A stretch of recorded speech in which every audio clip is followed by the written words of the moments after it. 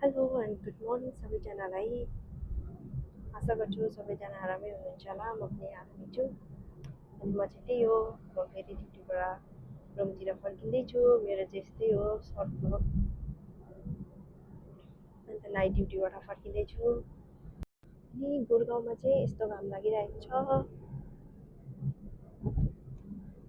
गरम दिन आयो, अब ठन्डा दिन खत्तम भयो।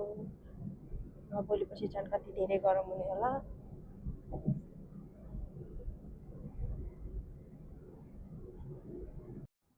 म चाहिँ लोकेसनमा पुगेर गाडीबाट नामेर जाँदैछु अब रुमतिर।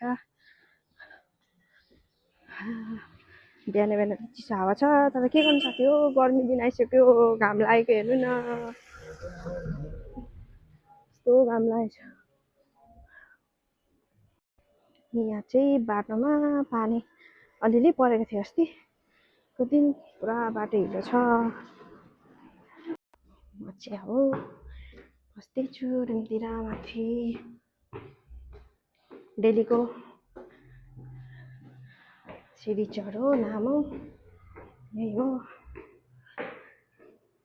अब म चाहिँ फेरि चाबी खोज्ने बेला भयो मेरो ब्यागमा।